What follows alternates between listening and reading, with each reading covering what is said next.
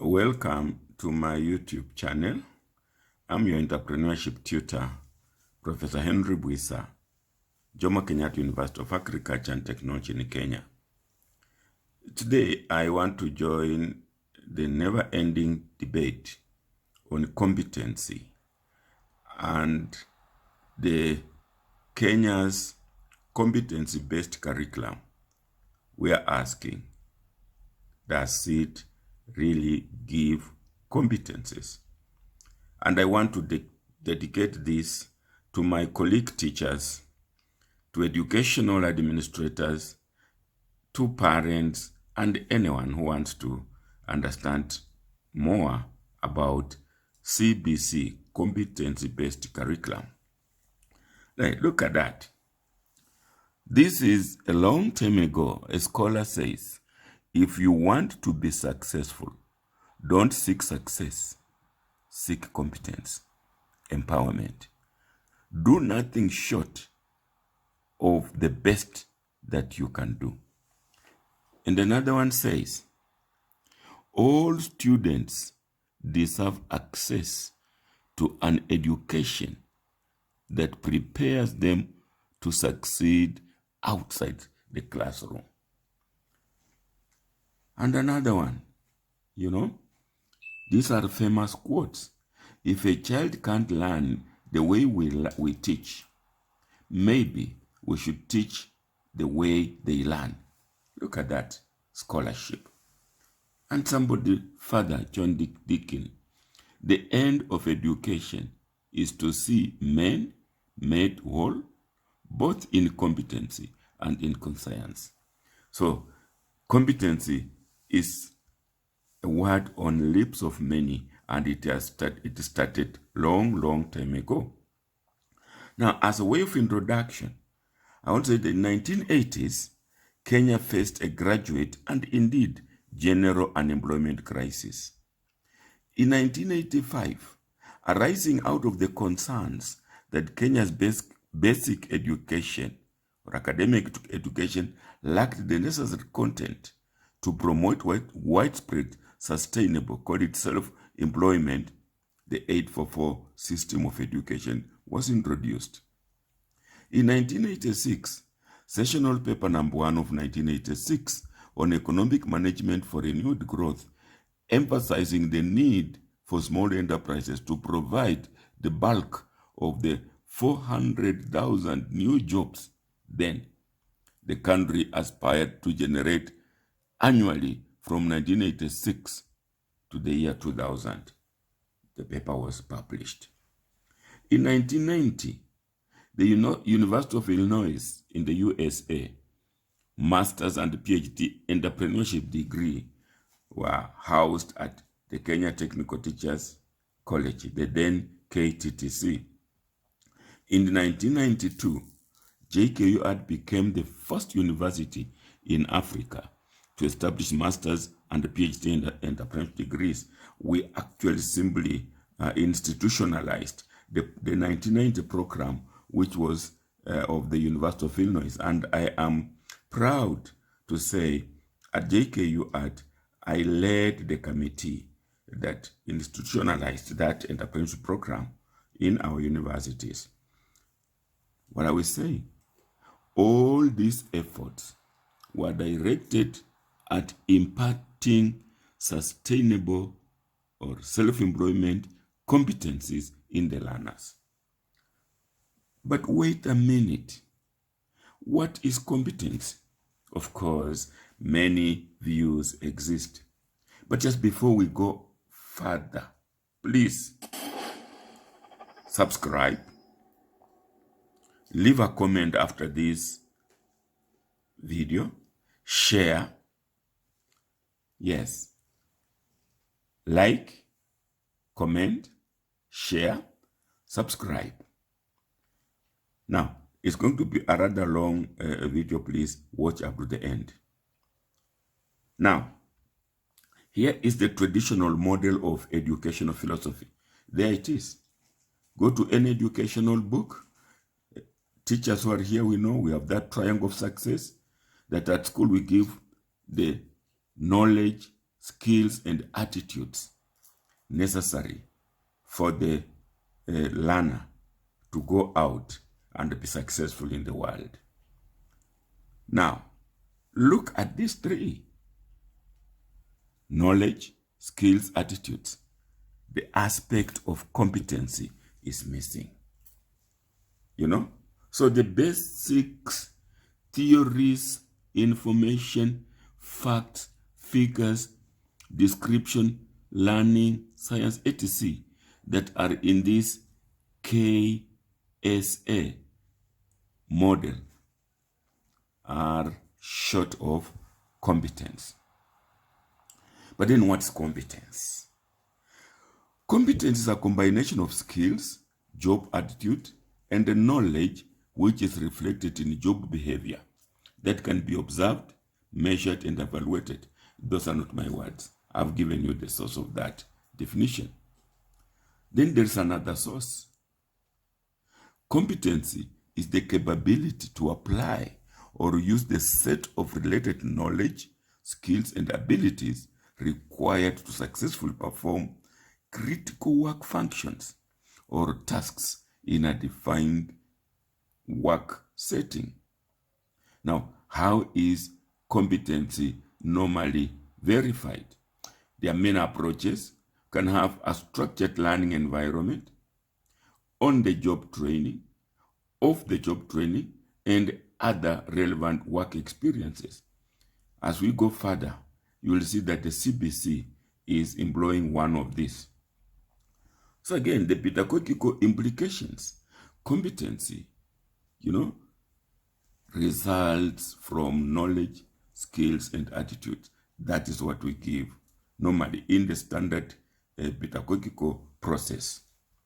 So competency is not a simple addition of knowledge, skills, and attitudes. It is the proven ability to use them in a context to achieve results. Attitude is just the glue. So there we are. That is competency: knowledge, skills, attitudes. Now let's look again at the competency, the KSA framework. That means knowledge, skills, and attitude framework. We get knowledge, which is information related to the cognitive domain or right in the head. We shall be talking about this later. Then there are the skills. That means the ability to do something. This is related to psychomotor domain or use of our hands. And then there's attitude, motivation and feeling to do something related to the affective domain or the heart, the feeling. And all this convert into competence. And when we have competence, then the result is outstanding performance on tasks or activities, simply the job. So that's, competence, a cocktail of skills, knowledge, and attitudes. That again, I adapted it from that source. So there it is. The competence is the intersection between attitude, knowledge, and skills.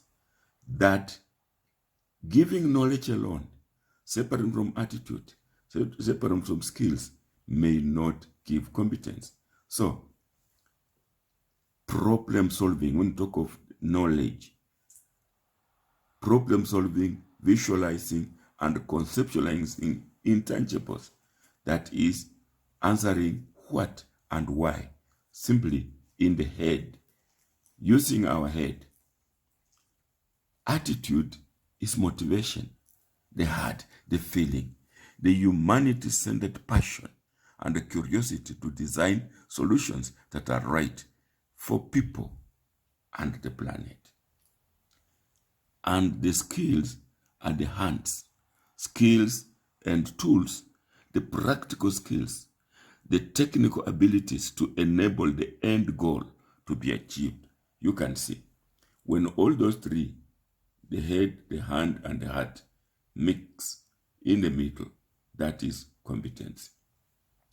And somebody again gave that formula, that competency is the ability plus attitude. And the ability, the skills, the experience, the knowledge, and then the attitude. Now, at school, knowledge is the head, the cognitive. What we sit in class and listen, we get the knowledge. Sometimes reproduce the same knowledge in exams.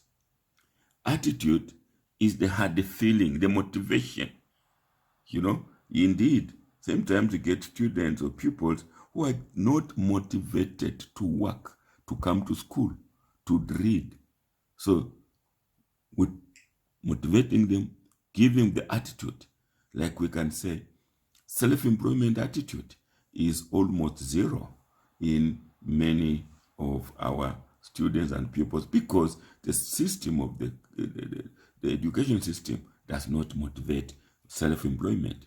Then the skills are the hands, the creativity, the innovativeness that we use our hands to make something. And now, experience. Where do we get experience? How do you get this in the classroom? Yes, many employers ask for experience before they employ. And we're saying these students and the pupils are just coming out of school. So where did they get the experience? So we must somehow instill some experience even when we are teaching in school. Primary, secondary, university. Our system of education must, in a way or other, get our students to get some experience. And that's where competence comes in. We get the skills, the knowledge and attitude. That experience, competence, is not shaped. And in 2014, there was this research. Well, the diagram might be small. Let me explain it quickly. This was students progressing in Kenya through the school system with the dropouts shown in the dotted line arrows. The uneducated workforce has those with less than primary education, 4.3 million. And those who have completed primary but not secondary, 5.3 million. 2014, what are we saying? All these dropouts don't have any experience or didn't have that 2014, didn't have any experience. We're talking of close to 10 million who are living in the school system with no experience at all to even fit into the workplace or even for self-employment.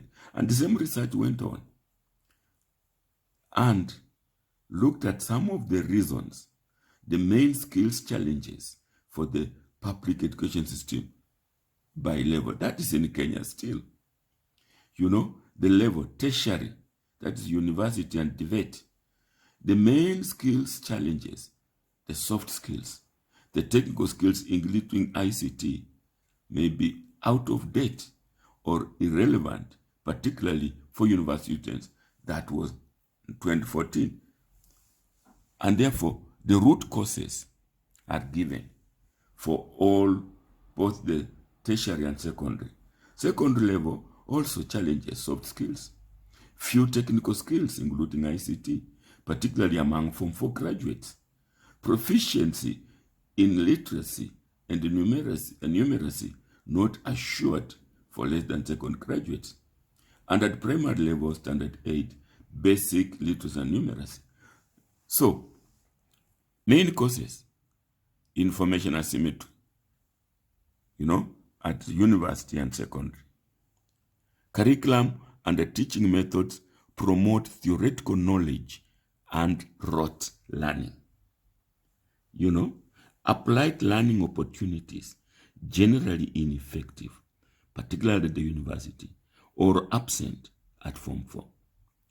Overemphasis on test results, rigid tracking system, and at the primary level, low quality. Now, this was research, but the youth side, the government and other stakeholders, development partners, 2014, they found out that.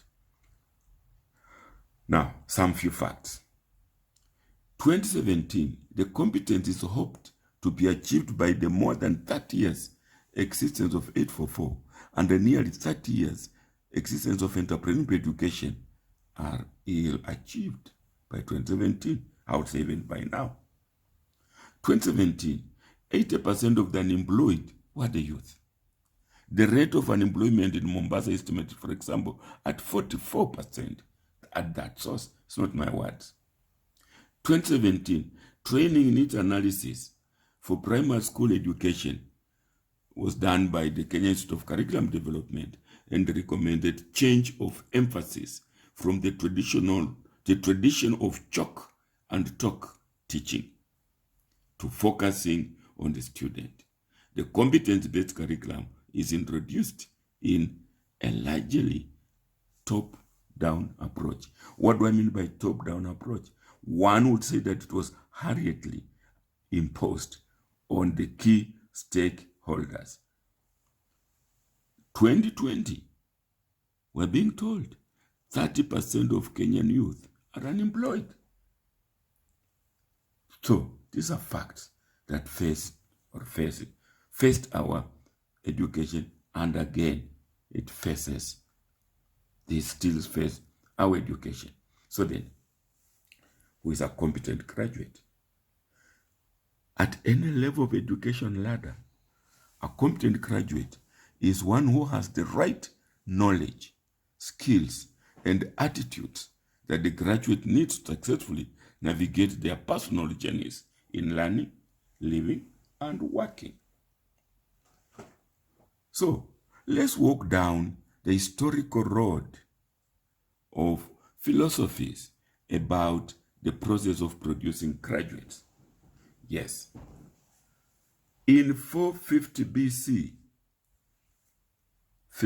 Chinese philosopher Confucius said, I hear and I forget. I see and I remember.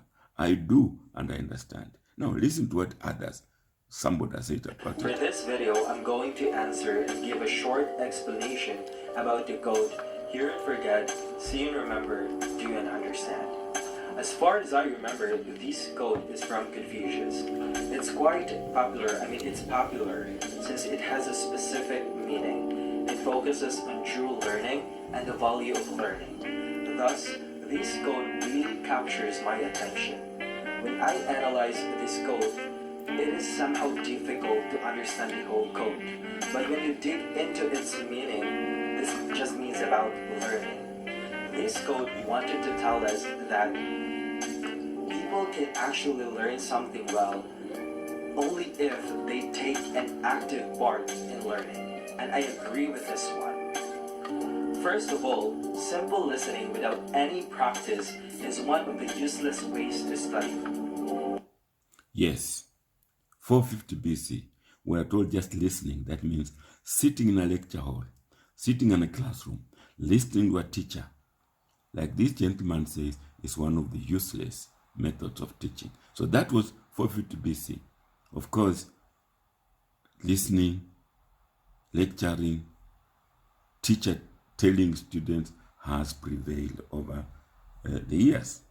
Then in the 1780s, Johann Heinrich Pestalozzi introduced the 3H learning.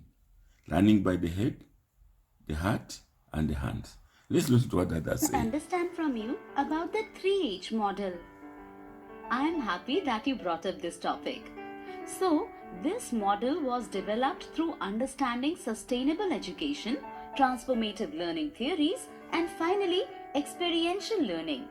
It is the correlation between the head, heart, and hand while learning and refers to the 3 learning domains: cognitive, how you think; affective, relating to moods, feelings, and attitudes; and psychomotor, relating to movement or putting into action, respectively.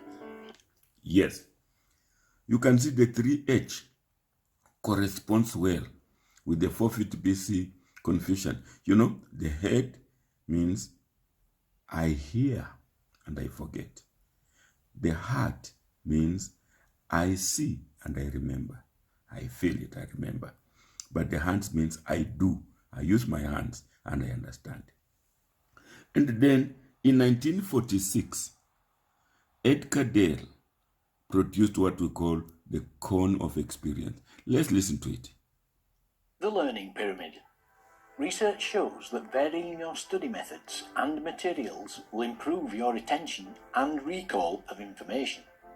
The learning pyramid, or cone of learning, originally postulated as a visual metaphor by Edgar Dale as the cone of experience, suggests lectures and obtaining information from textbooks are the least effective methods of learning, and the most effective ways to learn are through doing or teaching others. Yes, we can see persistently educational scholars, philosophers, picking up from Confucius, just listening, reading, and writing notes is one of the most ineffective way of learning, so we are being told. And then in 1956, I think I was only 2 years old then, Benjamin Bloom, with his team, created what we call taxonomy, or the domains of learning. Let's listen to it. Believing that there were more than one type of learning, Benjamin Bloom and the committee of colleagues in 1956 identified 3 domains of educational activities. Yeah, 3 domains of educational activities. The cognitive, referring to mental skills, affective, referring to growth in feeling or emotion, and psychomotor, referring to manual or physical skills. These terms were regarded as too technical by practicing teachers, and so the domains were translated to simpler terms commonly used by teachers: knowledge, skills, and attitudes, KSA. Yes. 450 BC, the trajectory, to 1956, scholars are identifying 3 ways of learning: hearing, seeing, and doing. You know, the head, the heart, and the hand. The cognitive, the affective, and the psychomotor. And in 1984, during our days, David Golb comes up with experiential learning. Let's listen to it. A college which has adopted it. Center for Teaching and Learning How To, the Experiential Learning Model. Aristotle said that for the things we have to learn before we can do them, we learn by doing them. It was true then and it's true now. Experiential learning, put simply, is learning by doing. Following the experiential learning model when designing instruction can help maximize our learners' understanding of important concepts. The experiential learning model consists of first doing, then reflecting on it, then applying what was learned to another situation. Then we repeat the cycle, each time adding difficulty or refining our skills. The experiential learning model consists of a 5-step cycle. Here it is right here. Step 1. Experience. Experience the activity. This is learning by doing, after all. Have your learner perform a task. Step 2. Share. Share the results. Describe the experience. Get your learners thinking about and talking about the results, the reactions, and sharing this publicly. Step 3. Process. This is where you examine how the learning process works. Have your learners examine and discuss and analyze the experience, and then reflect on it. Step 4. Generalize. Your learners need to be able to connect this experience to other real-world examples. Step 5. Apply. Now your learners should be able to take what they learned from this experience and apply it to a similar or different situation. And when we apply something to a new situation, we get to experience the activity all over again. We find ourselves back at step 1, and the experiential learning cycle repeats itself. Experience, share, process, generalize, apply. Yes, application is key. Surely, we produce students with a lot of theory, but the theory is not applicable in the workplace. And yet, we want them to perform. There's no wonder that industry has complained that our graduates at whatever level are not performers, are not doers, because they are only applying the theories that we learned. And that this is what David Kolb discourages by giving us experiential method of learning.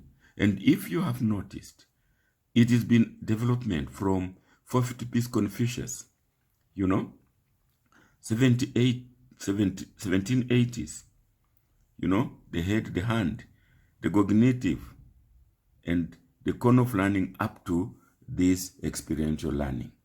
So, experiential learning occurs when certain activities are carried out and a range of skills and competencies are further developed.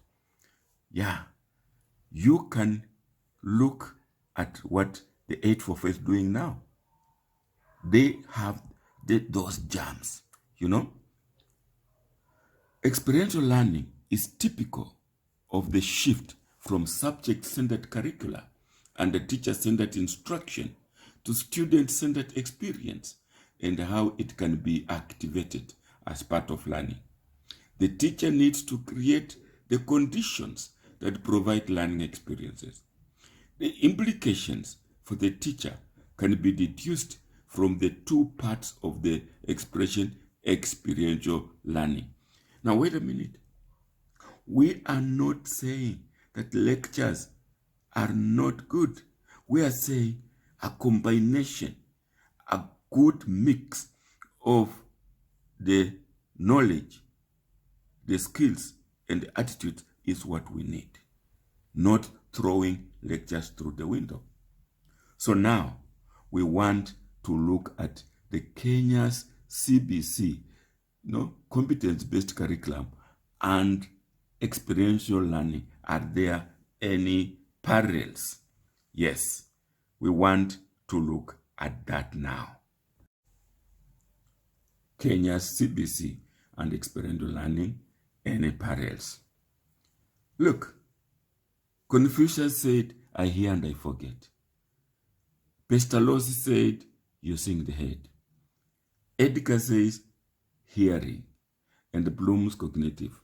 Let's see if we can capture them in this video. Morning, class.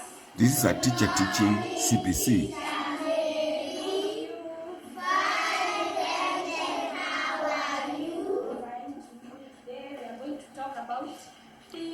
To talk about.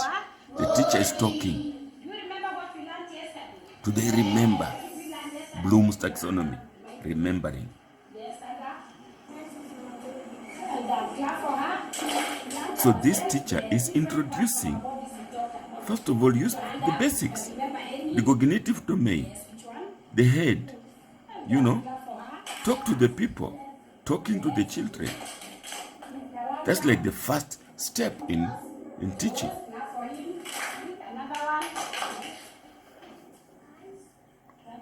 You can see, notice from this class, the confusion I hear and I forget. Now, those are enough. You have remembered the things. Pastor Lowe's, Parts of the body. the teacher said that's enough. She doesn't want to go on and on, just lecturing. That's enough because they will not, according to Edgar Tell, they will not remember a lot by just hearing. So this is how the CBC is trying to work. This is a teacher who probably was well trained in these matters. But how many of our teachers are well trained to do this? That is the question. So the CBC may not be bad at all. Actually, it's not bad.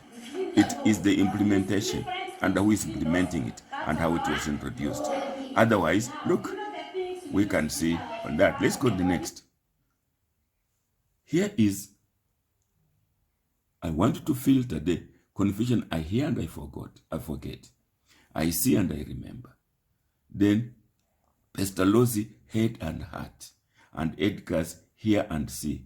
Then notice the Bloom's cognitive and affective domains and experimentation by Kolb. This teacher, hello, grade 4 learners, introduces it. Welcome to your new grade, which is grade 4. In today's lesson, our learning area is music. Talking. lecturing if you want. Our strand is performing. Our substrand is songs. So we are performing songs. Before we start performing songs or singing the songs, there are some things that we need to ask ourselves. We ask ourselves some questions. Like Introducing the lesson. I ask you now, have A you small ever lecture. sung? Have you ever sung a song? Or Children hearing. when do The you learner sing? listening You ask and yourself, hearing. when do we sing? And why do we sing anyway? Why do we have to sing? Why do we sing? And another question that we can ask ourselves is, which songs do we sing? Which song do you sing? In grade 3, we did sing and we went through some Making songs. the kids remember. These are grade 4. They are remembering there grade at that 3. particular Do time. they remember And in everything? that grade, If they were just we learned listening that and listening, different songs are yes, the sung teacher trying to in make them different remember, occasions. Like for recall. example, That's during again a birthday, Bloom's you taxonomy sing a birthday song. of cognitive When domain. you are in church or in a worship Using the place, head you sing to hear, worship songs. So different to songs get the are sung knowledge. in This is what this different teacher is doing, occasions. giving Now in that. our grade 4, we are also going to look at the performing different songs, and we have examples of songs. And some of the things before we go to the examples Now of he songs, is we need to promising know an that, example. So they now see it. songs give They have us heard a about message. songs, Songs the give us a uses, message. remembered Like, about say grade we have 3, a birthday song, and now the we are teacher saying a birthday is song, coming meaning to we have make a them birthday. The message see there is something. a birthday. And every song has got its own rhythm. Every song has got its own rhythm. If we are saying happy birthday to you, for example, it has got a rhythm. And when we are singing these songs, we need to sing correctly with the dynamics. What are the dynamics? Dynamics tell us about the Still volume explaining, of a song. A song might be telling, soft or and the pupils are loud. hearing. Like for example, Of we course, they sing, will forget happy what is birthday to talking. you. Happy birthday They are to using you. the head, and just using the head alone, they don't feel it. You know, they hear, they don't see anything. So we sing songs with Now this teacher correct is now going to bring in the seeing, to that the heart, So now today we have examples of and the songs affective. in our grade 4 learning area of music. We have action songs as an example. The first example of a song is an action song. What is an action song? These are songs that are sung with actions, meaning you are going to show actions in that particular song. The actions will accompany the song. The actions will accompany the song that you are singing. For example, I would like us to listen to watch a video of a song that we They know. are now going to If watch you are a happy video. and you know it. They have been hearing, If you are happy and you know it, they hear and they clap your forget. hands, Now stamp they your want to feet, see nod your head, the video, say, and they will "Uh-huh." remember. So that They have we used are going to watch a video Pestalozzi's here head. of some They are now children going to performing with apply the actions. heart. Yeah. So here we go. Edcatel is here, and now they're going to see. We have that From Bloom's cognitive domain, they're going to be an affective domain. And of course, experimentation by song God. that you know. There it is.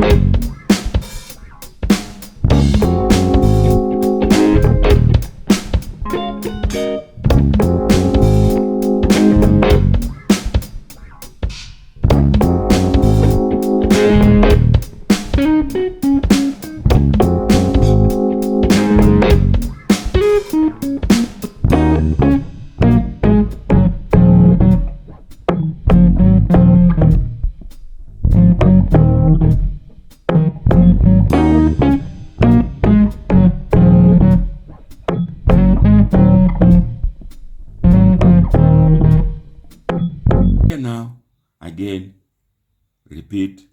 Look at this teacher. The teacher sits on the table, and they see him on the table, the students, and they learn what is sitting on the table, not just being told. On the table and under the table. Where's the teacher now? The teacher is under the table. On the table? Where's the teacher? Yes. And then, again, the confusion, I see and I do and I understand. Or the pastolosis, head and hand. Plumes, cognitive and affective again. There. This teacher wants to wash. He's being seen. Probably they had already talked about it in class, the principles of washing, and now he's out here demonstrating, showing, they are seeing. And now this is warm water, and after emptying the pockets, you need your shirt or blouse. They are seeing it, not just hearing, but hearing and seeing. And then they will go and do it like the teacher is doing. Yes, indeed, you can teach washing of a shirt just by talking in the classroom. Tell them empty the pockets, start by washing the collars, put in water and wrap. Yes, they will be hearing, but they will not. Now look here. Everybody has got their own bucket. They are seeing and they are going now to start doing it. And that is completing the cognitive, affective, psychomotor domains. Using the head, the hand, the head, the heart, and now the hand. One boy is coming over there, has been called to come and do it, and others watch, and this is it. And now, the confusion, I do understand. This one was a very, tricky one, not really tricky.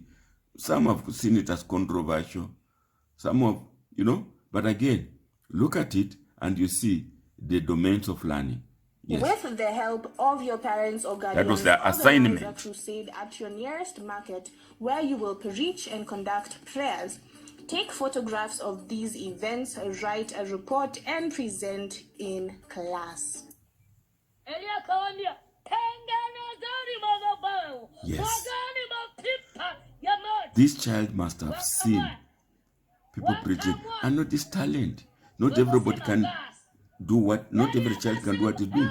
So we are now identifying some talents in our kids by giving them those assignments to go home, and not everybody will perform in the same. And those who don't perform should not be punished. That is simply not the area. Look at another one.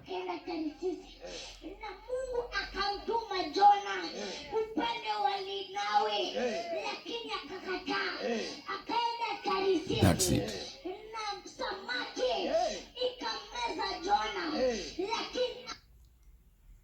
Another one, doing and understanding. This is in agriculture, for example. What are you doing? Planting? Sukuma wiki seeds. Sukuma wiki? The teacher talking, them doing, correcting them in terms of cognitive domain, kind of listening, but they are also using their hands, the psychomotor domain, and now the feeling will come. I remember when I was going to school, agriculture was a punishment. But now, these kids are making it. Irumbi Primary, planting seeds as one of their projects in agriculture. Yes. Can you clap for SNAS? You see, motivating. It's no longer punishment. So can you give me a stick? A stick? Demonstrating. The teachers demonstrating as they see. These are future agriculturists, because it starts going into their blood, the heart, the feeling. It's no longer punishment. This is what CBC is doing to our kids. When they drop out at any level, they can still go and do what they did in Standard 1 as they wait for probably other openings. Yes, I do understand. Look at them.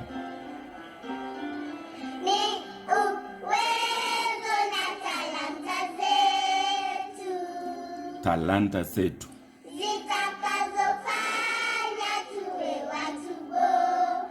Yes. These are the future Michael Jacksons. Entertainment.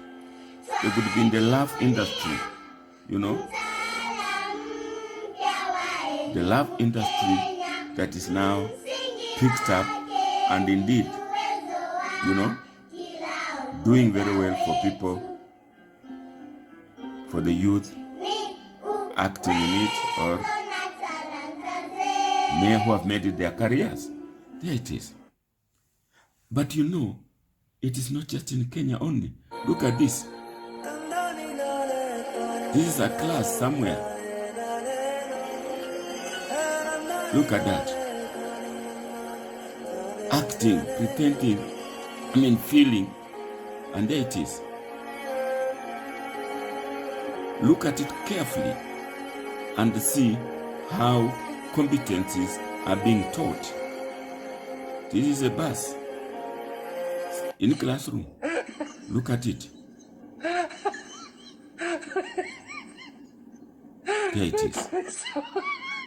So it's not limited to Kenya. In any case, Kenya has taken it from elsewhere. That is learning, teaching competencies. There it is. So then, here is a guide for general guide to competence-based learning. You can see we have the knowledge, the skills, and the attitudes. But the knowledge alone is not enough. Skills alone, not enough. Attitude alone, not enough. They must meet out there the competencies. And how do you do that? It can either through self-study. They say at university, self-study will be very good. Activities, assignments given, workshops, mock sessions, of course, from the classroom. We don't eliminate the classroom. We don't eliminate the lecture hall. Come a little of the time, part of your semester in the lecture hall. Students can go into their self-study in groups, for example. Go out there in the field. They will undertake certain activities and then do the assignment that they were given. If it's not workshop, they will come back to the classroom to present. And the mock sessions. You see, the cognitive domain, the head, the hearing. Then the feeling, activities, the affective domain. Then the activities are also the psychomotor domain, doing it. Taking on those assignments, then coming to present. And indeed, this is how I have adopted and adapted the same at the university. Now, let's listen to this motivation speaker. And students, by the way, asked me, what do you think we should be doing after we finish our universities? And I said to them one thing. He started a Very simple competence-based answer. school. When you leave your universities, do not seek a job.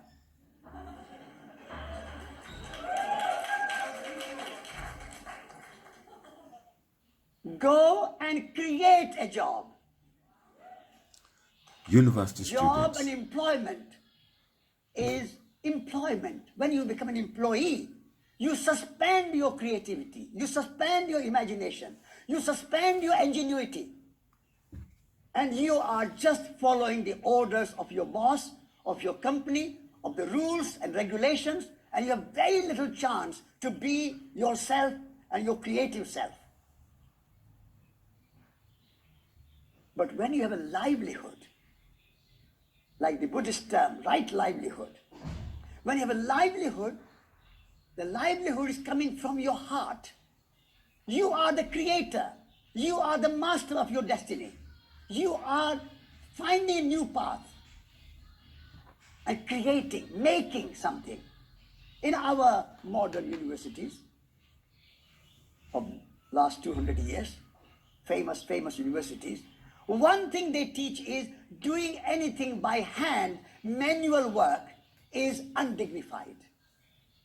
If you are working on the land, doing work on the farm, a farm worker, vegetable picker, strawberries picker or something, you are paid, if you are lucky, 10 pounds an hour.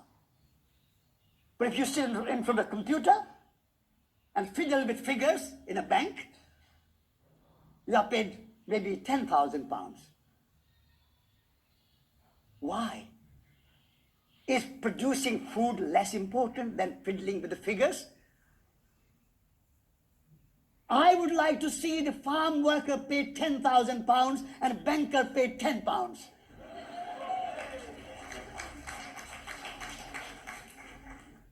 So, dignity of manual work, manual labor, of making things. We are not consumers, we are makers. And our education, our universities, our schools have to teach our young people to make something with their hands. These two hands that we have been given by wonderful Mother Earth Gaia and the universe are the instruments of alchemy.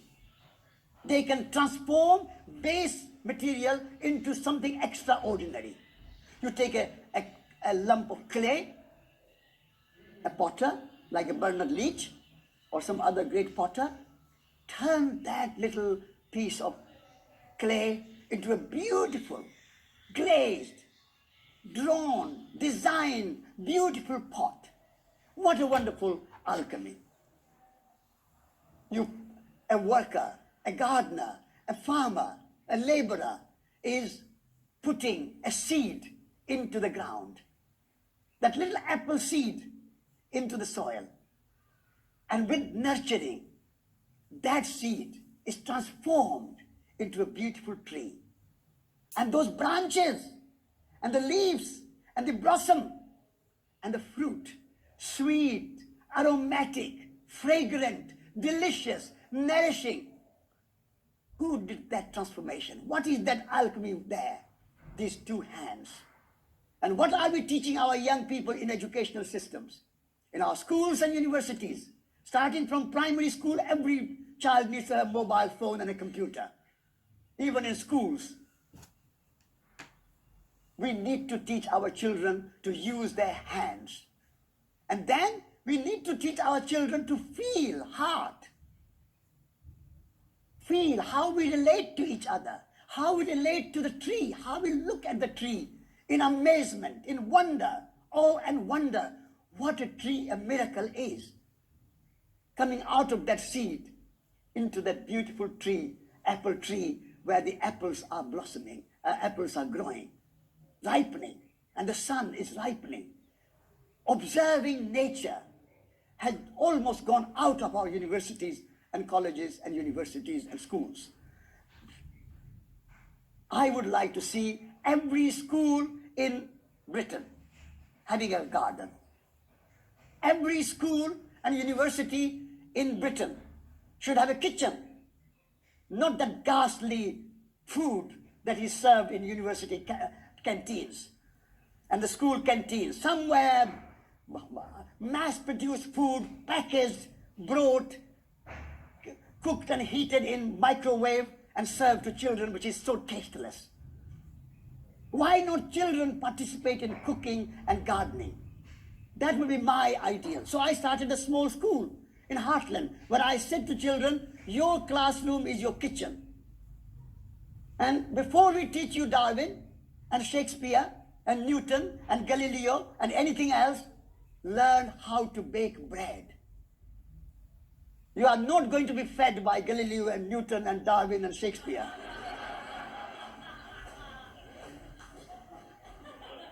So learn to bake bread. Learn how a tomato seed, small seed in the ground, is coming out and overnight is becoming green and then yellow and then red and then sweet and delicious. What is this miracle of life happening? Learn in your schools and educational system and universities. The first and foremost principle you need to learn is the miracle of life.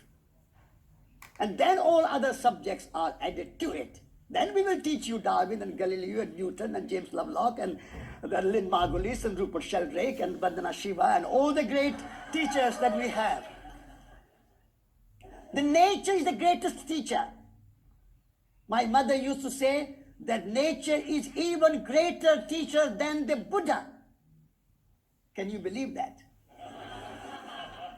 I said to my mother, that can't be true, because Buddha was the greatest teacher of India. But my mother said, dear boy, where did Buddha learn and got his enlightenment? While sitting under a tree. Nowadays, people don't get enlightenment because we don't sit under a tree. We sit under these artificial lights. So when Buddha was sitting under the tree, watching, observing the nature and the interconnections, and how rain and the sun, the soil and the tree are all in harmony. What a beautiful harmony of this universe it is. And Buddha experienced that codependent arising, as in technical language it is called. And so, learning to use your hands, learning to develop your heart and feeling and relationships, and then learning with your intellect and head. So hands, hearts, and heads. These are the three H's that I would like to bring into educational system. Not your old, tired 3 R's. Reading, writing, even they don't know how to spell arithmetic. So let us use place in our educational system for the new, beautiful world that our young people want to create in this room, and from today and tomorrow, a new world of education where head, heart, and hands are put in the center of our schools and universities. Thank you very much. Thank you. Motivational speaker. Now, we need to change. Change is inevitable. Look at how it goes. Change is inevitable. It starts. Comfort zone. But we're going to Trump. You'll struggle. CBC struggling. Fall and, but then you come up and you'll succeed. It doesn't come automatically. But then, for that to happen, you must be prepared. Explain why, reduce uncertainty for change, then lead the change, and then involve. This involvement is important. And that, to me, in the CBC, it was the least done. Yes. Reach us at wihem.gmail.com, and please, thank you for watching. Like it, leave a comment, subscribe, share it.